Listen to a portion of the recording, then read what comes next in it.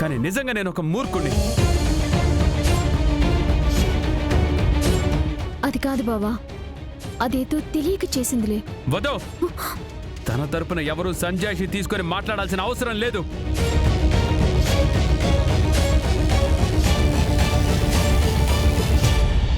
అది కాదు విహారీ. సిరికి సహస్రకి వాళ్ళిద్దరికీ ఇక్కడ ఉండాలనుంది. నువ్వేమో బలవంతంగా పంపించేస్తానంటున్నావు. అందుకే ఇలా నాటకం ఆడిందేమో. వద్దు, ఎవరు నాతో ఉండడానికి వీల్లేదు.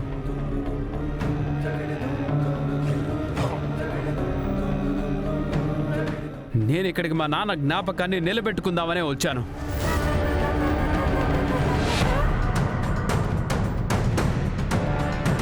అలాని మీరందరూ నాతో ఇక్కడ ఉండక్కర్లేదు. ఈ విషయం మీ అందరికీ క్లియర్గా చెప్పాను. అయినా మీకు ఇలా చెప్తే అర్థం కాదు.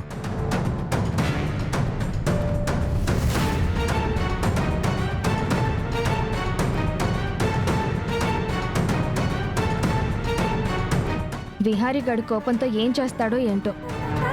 విహారీని ఆపడానికి సమయానికి వదిన కూడా లేదు. ఆవిడేమో తీర్థయాత్రలంటూ వెళ్ళిపోయింది. విహారీ ఏమో మన మాట ఏమీ వినట్లేదు.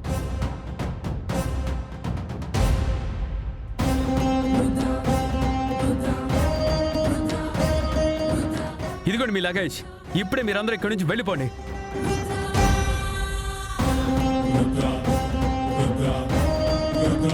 రే విహారీ, ఏంట్రా ఈ కోపం? ఇప్పటికిప్పుడు ఉన్న పలంగా వెళ్ళిపోమంటే ఎక్కడికి వెళ్తారా? వాళ్ళకు కూడా టైం ఇవ్వరా? టైం లేదేం లేదు మావయ్య. ఇప్పుడు వీళ్ళందరూ వెళ్ళిపోవాల్సిందే. కావాలంటే మీరు డ్రైవర్ని మాట్లాడండి.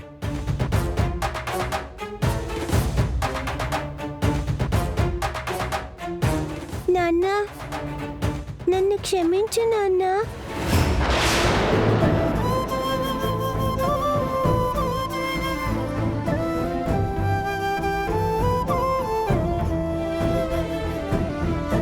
మమ్మల్ని మాత్రం ఇక్కడి నుంచి వెళ్ళమని చెప్పొద్దు నాన్న. దయచేసి మమ్మల్ని క్షమించు. వద్దు, నువ్వు నా కాళ్ళు పట్టుకున్నా, నా గడ్డం పట్టుకున్నా సరే, నేను నా నిర్ణయం మార్చుకోను. మీరందరూ ఇక్కడి నుంచి వెళ్లాల్సిందే. సిరి సిరి సిరి సిరి, సిరి, అమ్మ సిరి, అమ్మ సిరమ్మ. సిరి నీకేమైంది? రేపు పండు, నువ్వు వెంటనే వెళ్ళి డాక్టర్ని తీసుకురా. అలాగే బాబు. సిరి, అయ్యో, సిరి, సిరి, సిరి, సిరి, సిరి ఏమైంది? సిరి, సిరి, అమ్మ సిరి.